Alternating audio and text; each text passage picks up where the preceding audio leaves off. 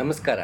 ಇವತ್ತು ಬ್ರಹ್ಮಚೈತನ್ಯದ ಸೂತ್ರ ಏನು ಅಂತ ನೋಡೋಣ. ವೃತ್ತಿ ಸ್ಥಿರವಾಗುವುದು, ಶಾಂತವಾಗುವುದು, ಇದಕ್ಕೆ ಸಮಾಧಾನವೆನ್ನುತ್ತಾರೆ. ಹಾಗೂ ನಿರಂತರ ಭಗವಂತನ ಕಡೆಗೆ ವೃತ್ತಿ ತೊಡಗಿರುವುದಕ್ಕೆ ಸಮಾಧಾನ ಎನ್ನುತ್ತಾರೆ. ವೃತ್ತಿ ಏನು ಅಂತ ಬೇರೆ ಬೇರೆ ಸಂಚಿಕೆಗಳಲ್ಲಿ ಮಾತಾಡಿದ್ರು. ಈಗೊಂದು ಸಾರಾಂಶವಾಗಿ ನೋಡೋಣ. ವೃತ್ತಿ ಅಂದರೆ ಚಿತ್ತವೃತ್ತಿ.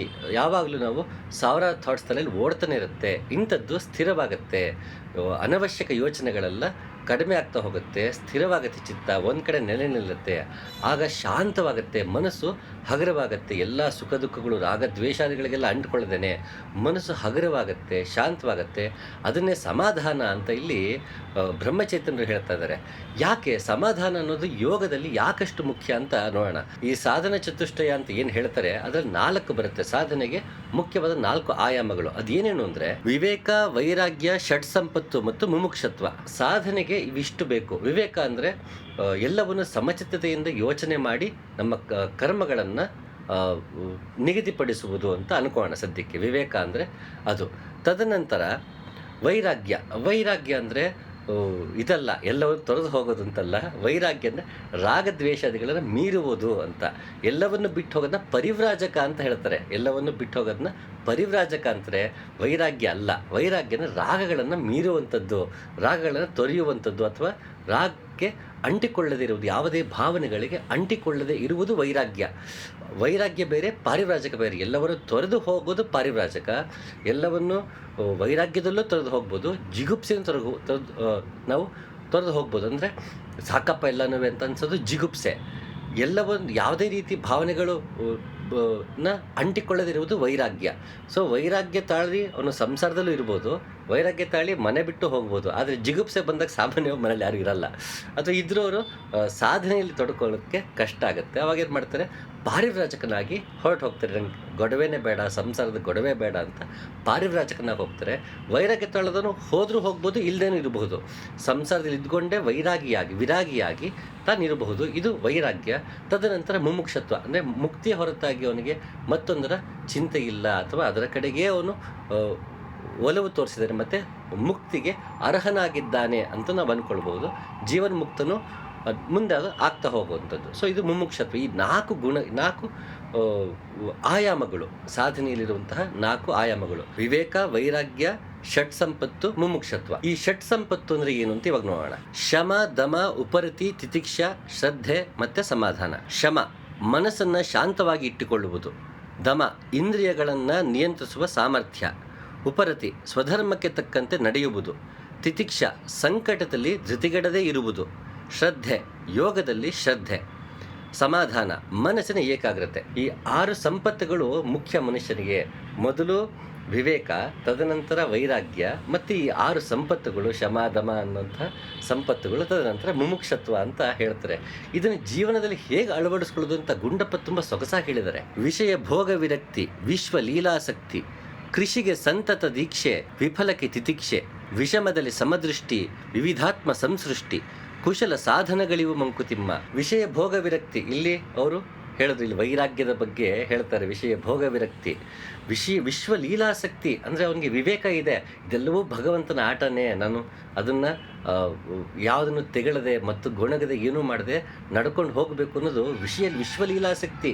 ಅಲ್ಲಿ ಅವನಿಗೆ ವಿವೇಕ ಇದೆ. ಹಾಗೆ ಕೃಷಿಗೆ ಸಂತತ ದೀಕ್ಷೆ, ವಿಫಲತೆಗೆ ತಿತಿಕ್ಷೆ. ಅಲ್ಲಿ ತಿತಿಕ್ಷೆ ಬಗ್ಗೆ ಹೇಳ್ತಾರೆ. ನಾನು ಕೃಷಿ ಅಂದಾಗ ನನ್ನ ಕರ್ಮಗಳು, ಜೀವನವೇ ಒಂದು ಕರ್ಮ, ಅದೊಂದು ಕೃಷಿ. ನಾವು ಒಂದು ಫಲವನ್ನು ಪಡ್ಕೊಳ್ಳೋದಕ್ಕೆ ನಡೆಸುವಂಥ ಎಲ್ಲ ಕರ್ಮಗಳು, ನಮ್ಮ ಕರ್ಮಗಳನ್ನು ಮಾಡಬೇಕಾದ್ರೆ ದೀಕ್ಷೆ ಇರಬೇಕು. ನಾನೇನೋ ಸಾಧಿಸಬೇಕು ಅಂದ್ಕೊಂಡಿದ್ದೀನಿ, ಏನೋ ಮಾಡಬೇಕು ಅಂದ್ಕೊಂಡಿದ್ದೀನಿ, ಅದನ್ನು ಮಾಡಿಯೇ ತೀರ್ತೀನೋ ದೀಕ್ಷೆ ಇರಬೇಕು. ಮತ್ತು ಅಲ್ಲಿ ವಿಫಲತೆ ಆದರೆ ಅಥವಾ ತೊಡಕುಗಳು ಬಂದರೆ ತಿತಿಕ್ಷೆ ಇರಬೇಕು, ಸಹನೆ ಇರಬೇಕು ಮನುಷ್ಯನಿಗೆ. ಅದನ್ನು ಎಲ್ಲವನ್ನೂ ಅಡಚಣೆಗಳನ್ನು, ತೊಡಕುಗಳನ್ನು, ಸೋಲುಗಳನ್ನು ಅನುಭವಿಸ್ತಾ ನಾನು ದೀಕ್ಷೆಯನ್ನು ತಗೊಂಡು ನಾನು ಅಂದ್ಕೊಂಡ್ರೆ ಸಾಧಿಸ್ತೀನಿ ಅಂತ ಮುನ್ನಡಿತಾ ಹೋಗುವುದು ತಿತಿಕ್ಷೆ. ವಿಷಮದಲ್ಲಿ ಸಮದೃಷ್ಟಿ, ವಿವಿಧಾತ್ಮ ಸಂಸೃಷ್ಟಿ, ಎಲ್ಲವನ್ನೂ ಒಂದೇ ರೀತಿ ನೋಡುವಂತಹ ವಿವೇಕ. ಎಲ್ಲವನ್ನು ಸಮಾನವಾಗಿ ನೋಡ್ತಾ ಹೋಗೋದು. ಸುಖ ದುಃಖ, ನೋವು ನಲಿವು ಇವೆಲ್ಲವನ್ನು ಸಮಾನವಾಗಿ ತೆಗೆದುಕೊಳ್ಳುತ್ತಾ ಹೋಗುವುದು ಒಂದು ಸಮದೃಷ್ಟಿ. ಆ ವಿವೇಕವನ್ನು ಗುಂಡಪ್ಪ ಎಷ್ಟು ಚೆನ್ನಾಗಿ ಹೇಳ್ತಾರೆ ನೋಡಿ. ಎಲ್ಲವನ್ನೂ ಆ ರೀತಿ ನೋಡ್ತಾ ಹೋಗಬೇಕು. ಕುಶಲ ಸಾಧನಗಳಿವು ಮಂಕುತಿಮ್ಮ. ಈ ಸಾಧನೆಗಳೇ ಕುಶಲವಾದದ್ದು, ಯೋಗ್ಯವಾದದ್ದು, ಇಂಥ ಸಾಧನೆಯನ್ನು ನಾವು ಮಾಡಬೇಕು. ನಮಗೆ ತಿತಿಕ್ಷೆ ಇರಬೇಕು, ಶ್ರಮ ಇರಬೇಕು, ದಮ ಇರಬೇಕು, ನೋವು ನಲಿವು ಬಂದಾಗ ಸಮನಾಗಿ ನೋಡಬೇಕು, ವಿವೇಕದಿಂದ ನಡ್ಕೊಂಡು ಹೋಗೋದು, ಇವೆಲ್ಲ ನಮ್ಮನ್ನ ಮುಮುಕ್ಷತ್ವಕ್ಕೆ ಕರ್ಕೊಂಡು ಹೋಗುತ್ತೆ, ನಮ್ಮನ್ನು ಮೋಕ್ಷದ ಕಡೆಗೆ ಕರ್ಕೊಂಡು ಹೋಗುತ್ತೆ. ಈ ರೀತಿ ಜೀವನವನ್ನು ನಡೆಸಬೇಕು ಅಂತ ಇದಿಷ್ಟು ಆಶಯವನ್ನು ಗುಂಡಪ್ಪ ಈ 4 ಸಾಲುಗಳಲ್ಲಿ ನಮ್ಗೆ ಕಟ್ಕೊಟ್ಟಿದ್ದಾರೆ. ಹಾಗಾಗಿ ಈ ಸಮಾಧಾನ ಏನಿದೆ ಇದೇ ನಮಗೆ ಸಮಾಧಿಗೆ ಕರ್ಕೊಂಡು ಹೋಗುತ್ತೆ. ಅದಕ್ಕೆ ಬ್ರಹ್ಮಚೈತನ್ಯರು ಹೀಗೆ ಹೇಳ್ತಿರೋದು, ವೃತ್ತಿ ಸ್ಥಿರವಾಗುವುದು, ಶಾಂತವಾಗುವುದು, ಇದಕ್ಕೆ ಸಮಾಧಾನವೆನ್ನುತ್ತಾರೆ. ಹಾಗೂ ನಿರಂತರ ಭಗವಂತನ ಕಡೆಗೆ ವೃತ್ತಿ ತೊಡಗಿರುವುದಕ್ಕೆ ಸಮಾಧಿ ಎನ್ನುತ್ತಾರೆ. ಯಾವಾಗ ವೃತ್ತಿ ಬೇರೆ ಕಡೆಗೆ ಅನವಶ್ಯಕ ಥಾಟ್ಸ್ ಕಡೆಗೆ ಹೋಗ್ದೇನೆ, ಯೋಚನೆಗಳಿಗೆ ಹೋಗ್ದೇನೆ ಅದು ಶಾಂತವಾಗುತ್ತೆ, ಸಮಾಧಾನವಾಗುತ್ತೆ, ಆಗ ಭಗವಂತನ ಕಡೆಗೆ ವೃತ್ತಿಯನ್ನು, ಚಿತ್ತವನ್ನು ತಿರುಗಿಸೋದಕ್ಕೆ ಸಾಧ್ಯವಾಗುತ್ತೆ. ಯಾವಾಗ ನನ್ನ ಚಿತ್ತ ಸದಾ ಭಗವಂತನ ಕಡೆಗೆ ಮುಖ ಮಾಡಿರುತ್ತೋ ಆಗ ಅದನ್ನು ಸಮಾಧಿ ಅಂತ ಹೇಳ್ತಾರೆ. ಯಾವಾಗ ಮನುಷ್ಯನಿಗೆ ಸಮಾಧಾನ ಬರುತ್ತೋ ಈ ಷಟ್ ಸಂಪತ್ತುಗಳಿಂದ, ಆಗ ಅವನು ಸಮಾಧಿಗೆ ತಲುಪ್ತಾನೆ, ಆಗ ಅವನು ಮುಮುಕ್ಷ ಆಗೋದಕ್ಕೆ ಸಾಧ್ಯವಾಗುತ್ತೆ ಎಂದು ಪರಿಪೂರ್ಣ ಒಂದು ಕಲ್ಪನೆ. ಈ ಸಮಾಧಿ ಅನ್ನೋದೇನಿದೆ ಇದನ್ನು ಹಲವು ಬಗೆಯಲ್ಲಿ ನೋಡ್ಬೋದು. ತನ್ನ ಬುದ್ಧಿಯನ್ನು ಸರ್ವ ಪ್ರಕಾರದಿಂದಲೂ ಶುದ್ಧ ಬ್ರಹ್ಮನಲ್ಲಿ ಸ್ಥಿರವಾಗಿ ಯಾವಾಗಲೂ ಇರಿಸುವುದು ಸಮಾಧಾನ, ಅಲ್ಲದೆ ಚಿತ್ತದ ಇಚ್ಛಾಪೂರ್ತಿ ಮಾಡುವುದು ಸಮಾಧಾನವಲ್ಲ. ಶಂಕರಾಚಾರ್ಯರು ಕೂಡ ಇದನ್ನೇ ಹೇಳ್ತಾರೆ, ಯಾವಾಗ ನಾನು ಭಗವಂತನಿಗೆ ತಿರುಗ್ತೀನಿ ಅದೇ ಸಮಾಧಾನ ಅಂತ. ವಿವೇಕ ಚೂಡಾಮಣಿಯಲ್ಲಿ ಶಂಕರಾಚಾರ್ಯರು ಕೂಡ ಅದೇ ಹೇಳ್ತಿದ್ದಾರೆ, ನನಗೆ ಸಮಾಧಾನ ಮೂಡಿದಾಗಲೇ ಸಮಾಧಿಗೆ ಹೋಗೋದಕ್ಕೆ ಸಾಧ್ಯ, ಅಥವಾ ಸಮಾಧಾನವಾಗಿ ಇರುವುದೇ ಸಮಾಧಿ ಸ್ಥಿತಿ ಅಂತಲೂ ನಾವಿಲ್ಲಿ ತಿಳ್ಕೊಬೋದು. ಅದನ್ನು ಯಾವ ರೀತಿ ಬೇಕಾದರೂ ಅದನ್ನು ನಾವು ವಿವರಣೆ ಮಾಡ್ಬೋದು. ಇಲ್ಲಿ ಸದ್ಯಕ್ಕೆ ಈ ರೀತಿ ತಗೋಣ, ಸಮಾಧಾನದಿಂದ ಸಮಾಧಿಗೆ ಕಡೆಗೆ ಹೋಗುವ ರೀತಿಯಲ್ಲಿ ಅದನ್ನು ನೋಡೋಣ. ಸೊ ಇಲ್ಲಿ ವಿವೇಕ ಚೂಡಾಮಣಿಯಲ್ಲಿ ಕೂಡ ಶಂಕರಾಚಾರ್ಯರು ಇದನ್ನೇ ಹೇಳ್ತಾ ಇದ್ದಾರೆ, ಭೋಗಿಗಳಲ್ಲೇ ಆಸಕ್ತಿ ಇರುವ ಮನಸ್ಸು ಮತ್ತು ಬುದ್ಧಿಯಿಂದ ಸಮಾಧಾನವನ್ನು ಪಡೆಯಲು ಸಾಧ್ಯವಿಲ್ಲ. ಕೃಷ್ಣ ಕೂಡ ಭಗವದ್ಗೀತೆಯಲ್ಲಿ ಇದನ್ನೇ ಹೇಳ್ತಾ ನೋಡಿ, ನಮ್ಮ ಮನಸ್ಸು ಹೊರಗಿನ ವಿಷಯಗಳಲ್ಲೇ ತೊಡಗಿದ್ದಾಗ, ಚಿತ್ತವು ಅದರ ಕಡೆಗೆ ನಿಲ್ಲಿಸಿದ್ದಾಗ ನನಗೆ ಸಮಾಧಾನ, ಸಮಾಧಿ ದಕ್ಕೋದಕ್ಕೆ ಸಾಧ್ಯ ಇಲ್ಲ. ಭಗವಂತನ ಕಡೆಗೆ ತಿರುಗಬೇಕು. ಅದಾಗಬೇಕು ಅಂದರೆ ಬ್ರಹ್ಮಚೈತನ್ಯ ನೀಡಿರುವಂತಹ ರಾಮನಾಮವನ್ನು ಪದೇ ಪದೇ ಅವರು ಹೇಳಿದ ರೀತಿಯಲ್ಲಿ ಉಸಿರು ತಗೊಂಡು ಉಸಿರು ಬಿಡುವಾಗ ನಾವು ಅದರ ಕಡೆಗೆ ಗಮನ ಕೊಟ್ಟು ರಾಮನಾಮವನ್ನು ತೆಗೆದುಕೊಳ್ಳುತ್ತಾ ಹೊರಗಡೆ ಹರಿಯುತ್ತಿರುವಂತಹ ಚಿತ್ತವನ್ನು ಒಳಗೆ ತೆಗೆದುಕೊಂಡು ಅದನ್ನು ಸಮಾಧಾನ ಮಾಡಿ ಶಾಂತಿಗೊಳಿಸಿ ಸ್ಥಿರಗೊಳಿಸಿ ತದನಂತರ ಭಗವಂತನ ಕಡೆಗೆ ಮುಖ ಮಾಡಿಸಿದಾಗ ತಾನಾಗೆ ನಾವು ಸಮಾಧಿ ಸ್ಥಿತಿಗೆ ತಲುಪ್ತೀವಿ. ಹಾಗಾಗಿ ಹೊರಗಡೆಗೆ ಅದನ್ನು ಚಿತ್ತವನ್ನು ಬಿಟ್ಟರೆ ಸಾಧ್ಯ ಇಲ್ಲ. ಒಳಗಡೆಗೆ ಇರಬೇಕು, ಇಂದ್ರಿಯಗಳನ್ನು ನಿಗ್ರಹಿಸಬೇಕು, ಮನಸ್ಸನ್ನು ಹತೋಟಿಗೆ ತಗೊಂಡು ಬರಬೇಕು, ಚಿತ್ತವನ್ನು ಭಗವಂತನ ನಿಲ್ಲಿಸಬೇಕು. ಸಮಾಧಿಗೆ ಹೋಗಬೇಕು ಅಂದರೆ ಬ್ರಹ್ಮಚೈತನ್ಯ ನೀಡುವಂತಹ ರಾಮನಾಮವನ್ನು ಅಥವಾ ಪಂಚಾಕ್ಷರಿಯನ್ನು, ಷಡಕ್ಷರಿಯನ್ನು ಗುರು ಯಾವುದನ್ನು ಬೋಧನೆ ಮಾಡ್ತಾನೋ ಅದನ್ನು, ಇಲ್ಲಿ ಬ್ರಹ್ಮಚೈತನ್ಯ ನೀಡಿರುವಂತಹ ರಾಮನಾಮ. ಸೊ ಈ ರಾಮನಾಮವನ್ನು ತೆಗೆದುಕೊಳ್ಳುತ್ತಾ ಚಿತ್ತವೇನಾಗುತ್ತೆ, ಆ ವೃತ್ತಿ ಸ್ಥಿರವಾಗುತ್ತೆ, ಭಗವಂತನ ಕಡೆ ಮುಖ ಮಾಡುತ್ತೆ. ಮನಸ್ಸು ಮಣಿಸದವನಿಗೆ ತಿಳಿಯಾದ ತಿಳಿವಿಲ್ಲ, ಧ್ಯಾನವೂ ಇಲ್ಲ. ಧ್ಯಾನವಿರದವನಿಗೆ ಮುಕ್ತಿ ಇಲ್ಲ, ಮುಕ್ತನಾಗದವನಿಗೆ ಎಲ್ಲಿಯ ಸುಖ. ನೋಡಿ ಕೃಷ್ಣ ಕೂಡ ಅದನ್ನೇ ಹೇಳ್ತಾನೆ, ಮನಸ್ಸನ್ನು ಎಲ್ಲೋ ಅಲದಾಡಕ್ಕೆ ಬಿಟ್ಟರೆ ಅವನಿಗೆ ಧ್ಯಾನ ಸಾಧ್ಯವೇ ಇಲ್ಲ. ಧ್ಯಾನವಿಲ್ಲದೆ ನನಗೆ ಮೋಕ್ಷ ಸಾಧ್ಯವಿಲ್ಲ. ಅವನು ಹಿಂದಿನ ಇದರಲ್ಲೆಲ್ಲ ಶ್ಲೋಕಗಳಲ್ಲಿದೆ, ಅದು ಮತ್ತೊಂದು ನೋಡೋಣ. ಕರ್ಮಯೋಗದಿಂದ ನನ್ನ ಕರ್ಮದಿಂದ ಫಲಗಳನ್ನು ಉಂಟು ಮಾಡಿಕೊಳ್ಳದೆ ಇರೋದಕ್ಕೆ ಸಾಧ್ಯ ಹೊರತು ಅದರಿಂದ ಮುಕ್ತಿ ಸಾಧ್ಯವಿಲ್ಲ. ಯಾಕೆಂದರೆ ನನ್ನ ಸ್ವರೂಪವನ್ನು ಭಗವತ್ ಸಾಕ್ಷಾತ್ಕಾರ ಆತ್ಮಜ್ಞಾನ ಕರ್ಮಯೋಗದಿಂದ ಮೂಡೋದಿಲ್ಲ, ಅದು ನನ್ನ ಧ್ಯಾನದಿಂದ ಯೋಗದಿಂದ ಸಾಧ್ಯವಾಗುತ್ತೆ ಹೊರತು ಬೇರೆದಿಂದ ಸಾಧ್ಯ ಆಗಲ್ಲ. ಹೆಚ್ಚು ಅಂದರೆ ಭಗವಂತನ ಸದಾ ಸ್ಮರಣೆಯಲ್ಲಿ ಇಟ್ಕೊಂಡು ನನ್ನ ಕರ್ಮಗಳನ್ನು ಅರ್ಪಿಸ್ತಾ ಹೋಗ್ಬೋದೇ ಹೊರತು ನನಗೆ ಆತ್ಮಜ್ಞಾನದಿಂದ ಉಂಟಾಗಲ್ಲ, ಭಗವಂತನ ಜ್ಞಾನ ನನಗೆ ಉಂಟಾಗೋದಿಲ್ಲ. ಅದು ಕರ್ಮ, ಅದು ಎಲ್ಲವನ್ನೂ ಅರ್ಪಿಸುವಂತಹ ಭಕ್ತಿ ಮೂಡುತ್ತೆ ನಮಗೆ, ಮತ್ತು ಅವನಲ್ಲಿ ಶರಣಾಗತಿ ಮೂಡುತ್ತೆ. ಆದರೆ ಆತ್ಮಜ್ಞಾನ ಸಿಗಬೇಕಂದ್ರೆ ಧ್ಯಾನವೇ ಸಾಧ್ಯ. ಆ ಧ್ಯಾನ ಮೂಡಬೇಕಂದ್ರೆ ಮೊದಲು ಮನಸ್ಸನ್ನು ಸ್ಥಿರಗೊಳಿಸಬೇಕು, ಚಿತ್ತವನ್ನು ಭಗವಂತನ ಕಡೆಗೆ ತಿರುಗಿಸಬೇಕು ಅನ್ನೋದು ಕೃಷ್ಣನ ಆಶಯ ಕೂಡ.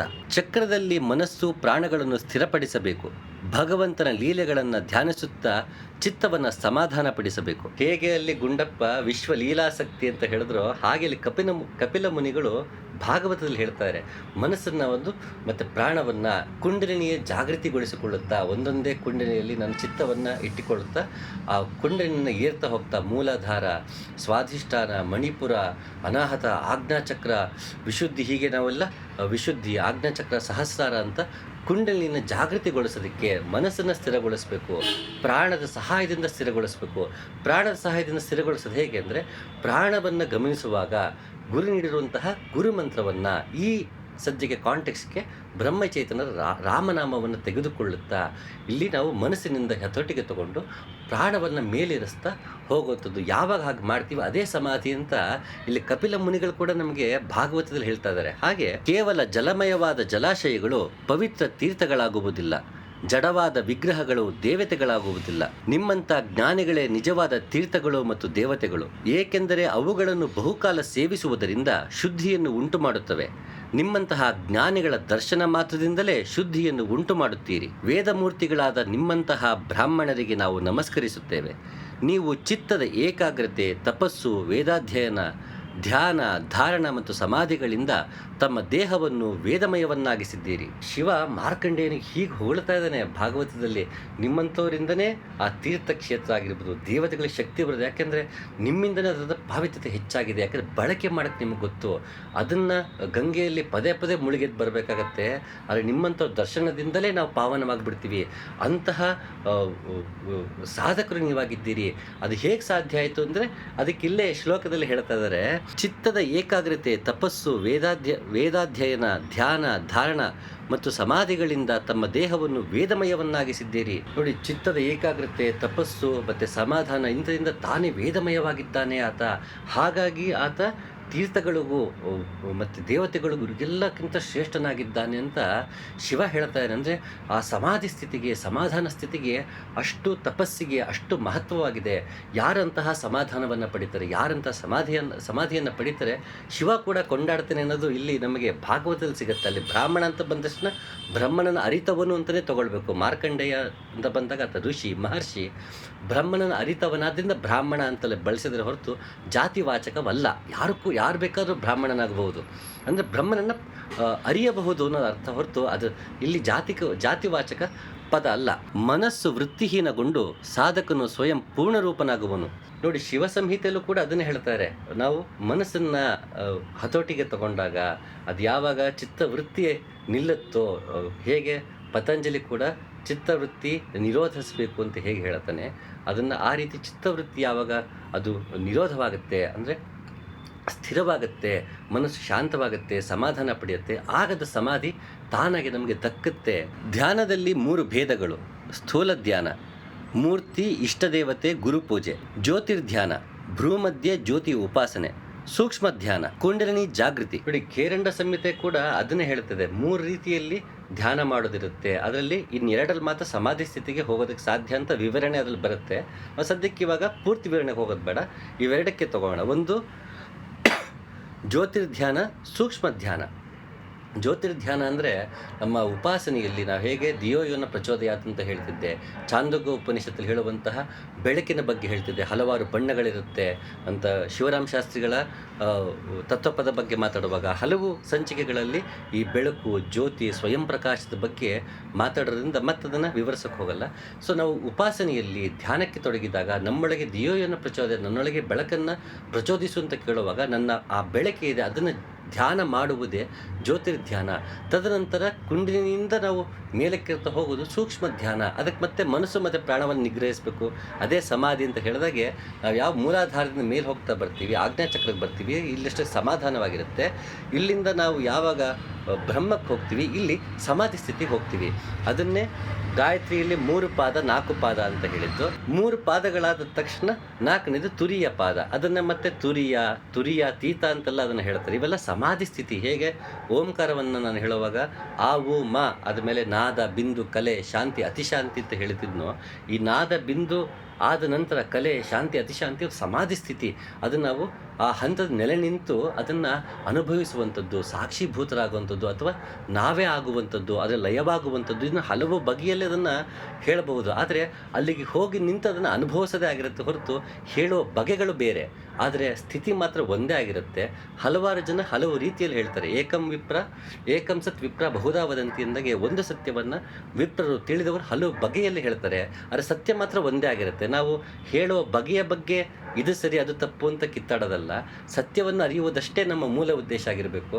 ನನಗೆ ಸೂಕ್ತವಾದಂತಹ ಮಾರ್ಗವನ್ನು ಆಯ್ಕೆ ಮಾಡಿಕೊಂಡು ಅದರಲ್ಲಿ ನಾನು ಸಮಾಧಿಯನ್ನು ತಲುಪಬೇಕು ಹೊರತು ಈ ಸಮಾಧಿ ಸರಿ ಆ ಸಮಾಧಿ ತಪ್ಪು, ಈ ಅರ್ಥ ಹೀಗಿರುತ್ತೆ, ಅದು ದ್ವೈತವೋ ಅದ್ವೈತವೋ, ಇದು ಯೋಗವೋ ಅಲ್ಲವೋ, ಈ ಒಂದು ಚರ್ಚೆಗಿಂತ ಯಾವುದೋ ಒಂದು ಮಾರ್ಗವನ್ನು ಆಯ್ಕೆ ಮಾಡಿಕೊಂಡು ನನಗೆ ಸೂಕ್ತವಾದಂಥ ಮಾರ್ಗ ಯಾವುದಂತ ಆಯ್ಕೆ ಮಾಡಿ ಅದರಲ್ಲಿ ಆ ಮಾರ್ಗದ ನಡೆದು ಆ ಸಮಾಧಿಯನ್ನು ತಲುಪುವುದೇ ಸೂಕ್ತವಾದ ಉಪಾಯ ಹೊರತು ಯಾವ ಸಮಾಧಿ ಸರಿ ಯಾವ ಸಮಾಧಿ ತಪ್ಪು ಅಂತ ಚರ್ಚೆ ಮಾಡೋದ್ರಲ್ಲಿ ಪ್ರಯೋಜನ ಇಲ್ಲ. ನಾವು ಅದನ್ನೇ ಆ ಸಮಾಧಿ ಸ್ಥಿತಿಗೆ ಹೋಗೋದೇ ನಮ್ಮ ಮುಖ್ಯ ಆಶಯ ಆಗಿರಬೇಕು. ನಿರ್ಗುಣ ಧ್ಯಾನದ ಫಲವೇ ಸಮಾಧಿಯಾಗಿದೆ. ಇಲ್ಲಿ ಸಗುಣ ಧ್ಯಾನ ನಿರ್ಗುಣ ಧ್ಯಾನ ಅಂತ ಬರುತ್ತೆ. ಹೇಗೆ ಕಳೆದ ಒಂದು ಸಂಚಿಕೆಯಲ್ಲಿ ಹೇಳ್ತಿದ್ದ ಹಾಗೆ ಸವಿಕಲ್ಪ ಸಮಾಧಿ ನಿರ್ವಿಕಲ್ಪ ಸಮಾಧಿ ಅಂತ ಹೇಳಿದಾಗೆ ಸಗುಣದಲ್ಲಿ ಸವಿಕಲ್ಪ ಸಮಾಧಿ, ನಿರ್ಗುಣದಲ್ಲಿ ನಿರ್ವಿಕಲ್ಪ ಸಮಾಧಿಗೆ ನಾವು ತಲುಪ್ಬೋದು. ಹಾಗೆ ಇಲ್ಲಿ ಇದರಲ್ಲೂ ಕೂಡ ಅದನ್ನು ಹೇಳ್ತಾರೆ, ನಾವು ನಿರ್ಗುಣ ಧ್ಯಾನ ಫಲವೇ ಸಮಾಧಿಯಾಗಿದೆ. ಈ ನಿರ್ಗುಣ ಧ್ಯಾನ ಮುಂದೆ ಬ್ರಹ್ಮಚೇತನರ ಸೂತ್ರಗಳೆಲ್ಲ ಮಾತುಗಳೆಲ್ಲ ಅದನ್ನು ನೋಡೋಣ. ನಿರ್ಗುಣ ಉಪಾಸನೆ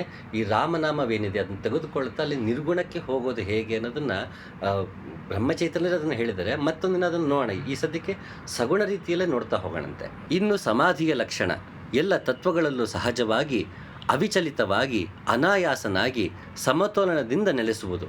ಇಲ್ಲಿ ಗೋರಖನಾಥ ಕೂಡ ಅದನ್ನೇ ಹೇಳಿ ತತ್ವದಲ್ಲಿ ಸಹಜವಾಗಿ ಅಂತ. ಈ ಸಹಜ ಬಂದಾಗ ಇಲ್ಲಿ ಸರಹಪಾದನ ಮಾತುಗಳ ಬಗ್ಗೆ ನಾವು ಚರ್ಚೆ ಮಾಡಿದಾಗ ಸಹಜದ ಬಗ್ಗೆ ಚರ್ಚೆ ಮಾಡಿದ್ವಿ. ಸಹಜ ಅಂದರೆ ಹೇಗಿದೆಯೋ ಹಾಗೆ ಅಂತ.